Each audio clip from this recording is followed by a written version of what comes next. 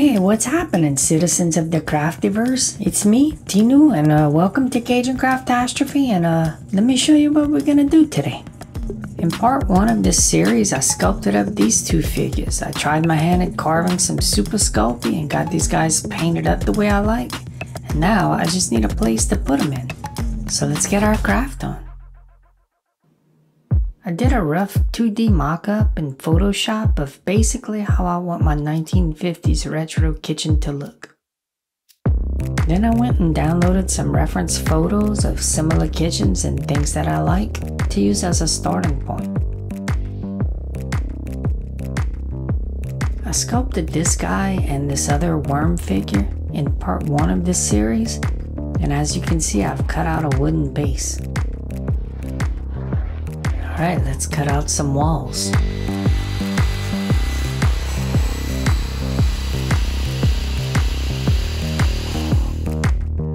So I did a good bit of thinking and decided on where the walls and exactly the cabinets would be placed, and I marked them out on my baseboard.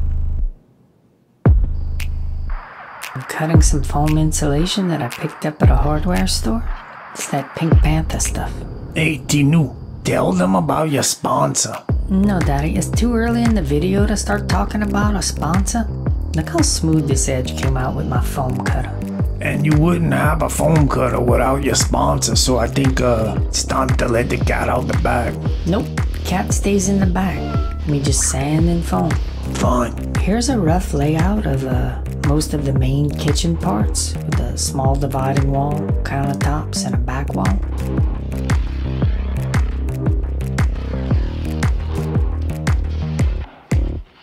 I'm laying out where the inner walls will be inside of the diorama.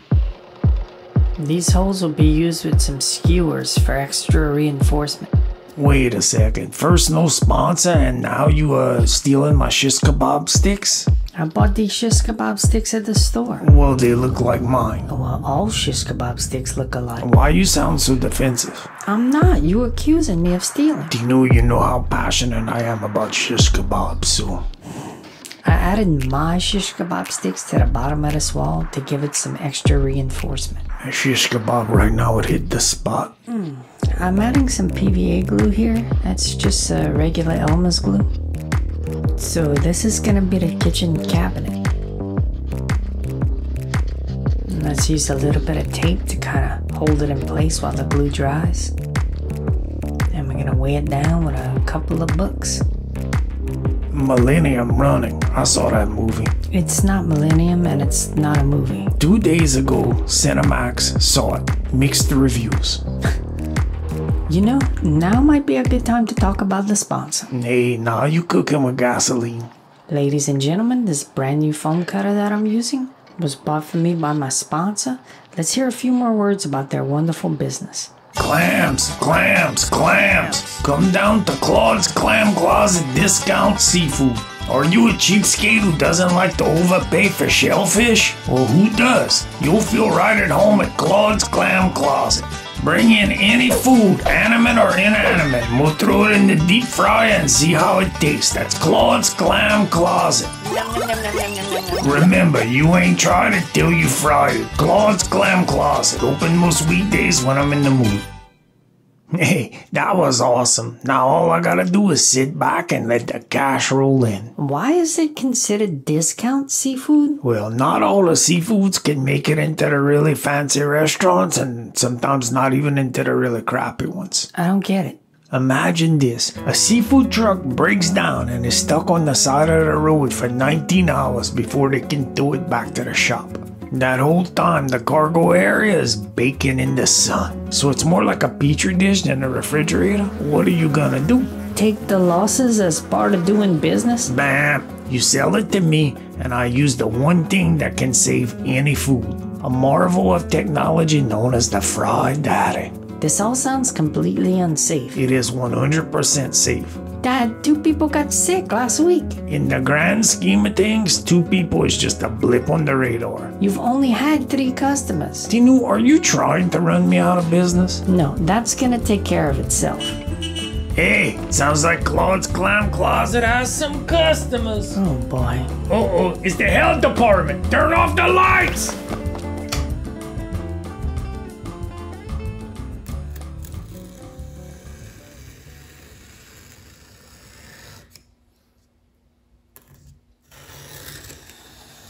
Okay, I'm just cutting some foam board from the dollar store to make a countertop.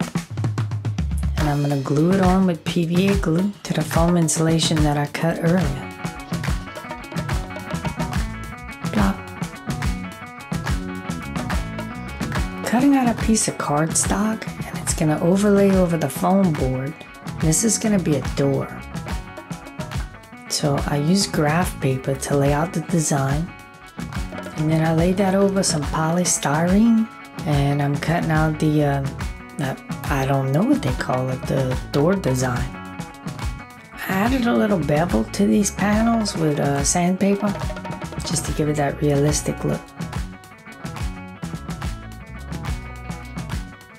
And now I'm using some cardstock to give the look of cabinet doors.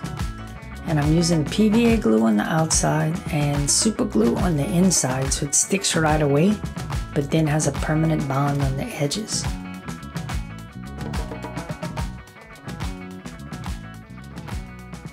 And we put it upside down, and then we add some weight to it, let it dry.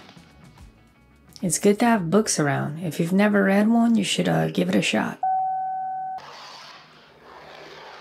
Now I am gonna make a tiled floor, and you're never gonna guess what I'm gonna use to make that. A floor tile. I'm marking out the scale that I want the tiles to be, then I score it with a knife so it looks like the grout lines. Let's mask this guy up, then we're gonna paint it.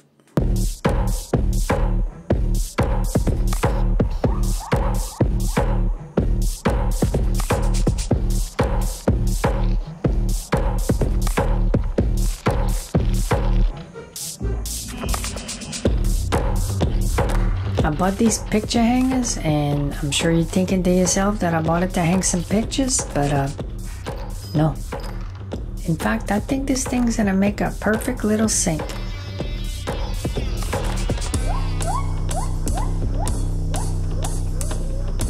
Watch out.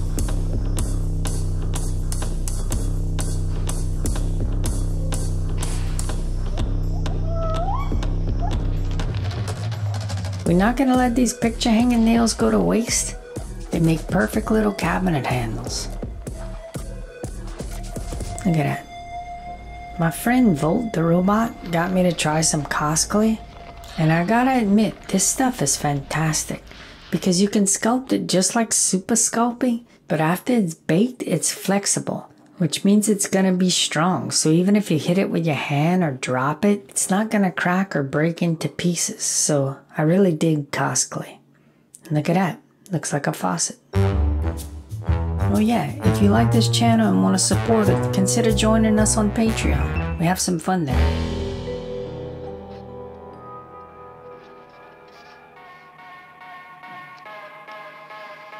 I used the same cardstock that I made the cabinet doors out of, and I'm using this for all the moldings and around the doors as baseboards, etc.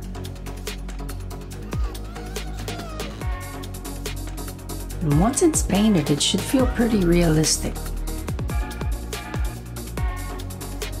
Here I'm using rubber cement, and I'm going to use this to attach the wallpaper to the walls. I use cardstock and my inkjet printer to print this wallpaper, and it's pretty convincing.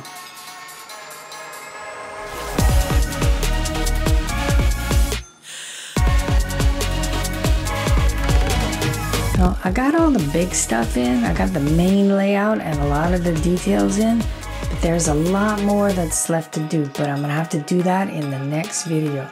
That's gonna be a fun one. We also have a winner to our sharing spree contest, Juan Navarro. He makes these cool comics. Go check him out. Links are below.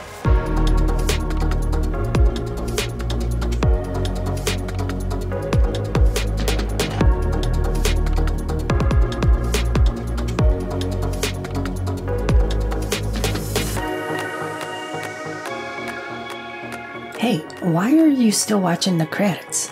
I think you should go and get your craft on.